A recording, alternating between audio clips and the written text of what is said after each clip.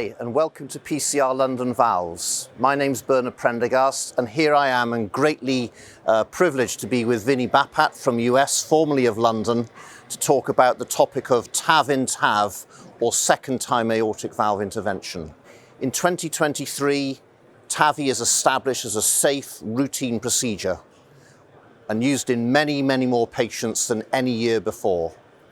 And the challenge that we now face is translating that success into the long-term durability and how we plan for a second procedure, particularly in younger patients. So Vinny, we've been on this journey together for 20 years plus. We've got patients who are now outliving their valves. How big a problem is this in the US and beyond? I think this problem is real. We shouldn't call it a problem, but the reality is all bioprosthetic valves fail. And our focus initially was, as you said, to make a TAVI routine and available at all risks, definitely. I always say we shouldn't say young patients, we should say patients with long life expectancy. And honestly, these patients, we saw before, surgical valves were failing and coming back. Now we are going to see, and Dr. Leon showed very nice projection yesterday, around 40,000 procedures just in the United States in next 6-7 years. So I would think that this problem or issue is going to be real, and we have to start thinking from today.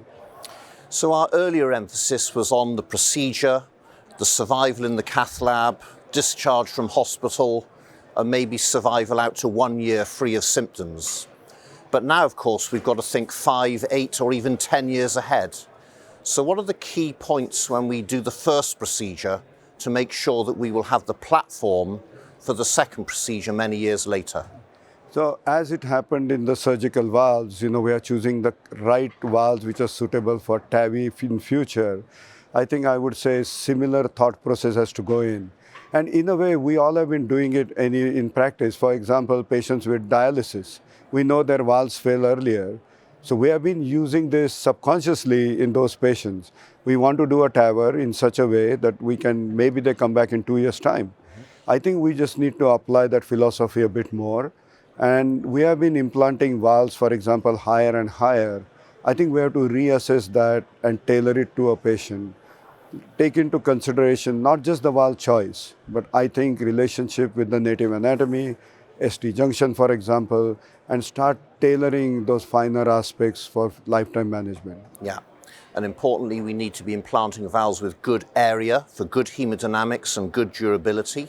Yeah. And also we need to be thinking about the location of the coronary arteries, so when we implant a second device, we are not jeopardizing or even obstructing coronary access. Absolutely, and that has become easier now because commissural alignment or coronary alignment is, I think, in every device at present, and you're absolutely right. Absolutely. So let's move forward now, and we have patients who are coming forward with generation of their index TAVI device. What are the key things that we need to take account of when we're planning a second implant, a TAV-in-TAV procedure? So the first thing I always say is when patient comes to you, get a good quality CT scan. That may be slightly different than the TAVI CT which we do. This needs to be discussed with your local team so that you can do the right measurements. My fellow said once that TAV-in-TAV is going to be an art, and I want to make it actually TAV-in-TAV is logical. So a step-by-step assessment, and again, we need to understand the compatibility with second devices. It's not same for all devices. So the first thing is good quality CT scan. We need to know what second device is compatible.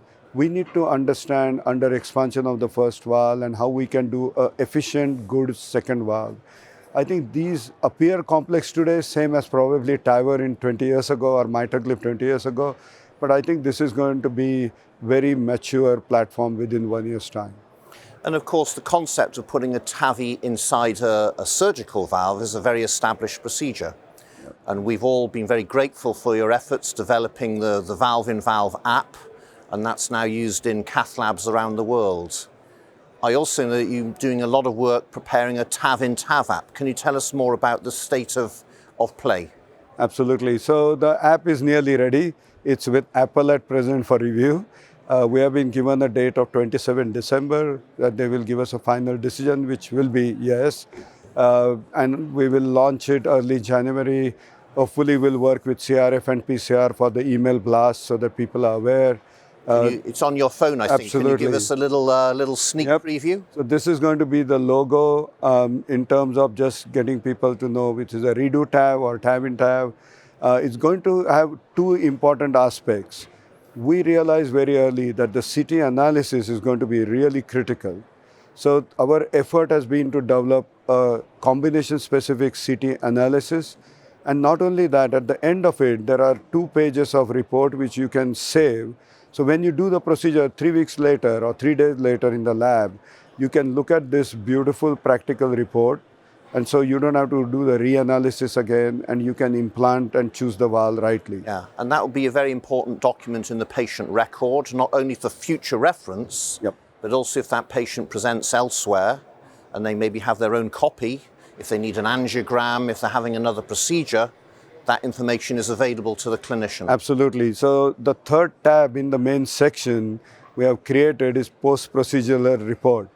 And that tab is because we lose really important information. We only collect it when we are collecting registries and data. So we thought that it was a demand from a lot of physicians. So we have made a section called post-procedure. So as soon as the implant is done, you can do some records, which, as you rightly said, will be useful even for the patients. And we should remember, of course, that the patients we're treating at the moment are highly selected. They're patients who have survived, firstly. By definition, they're a little bit younger.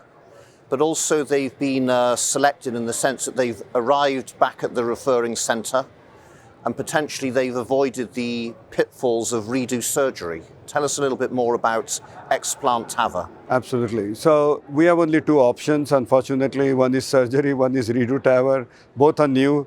In surgery, we have definitely seen that in endocarditis patients, the mortality is in double figures. When we are looking at non-endocarditis patients, the mortality is getting lower, but it is still, I would say, 10-11%. So our surgical community has taken a lot of effort now in educating surgeons in different TAVR designs, different challenges, and also we are teaching new techniques.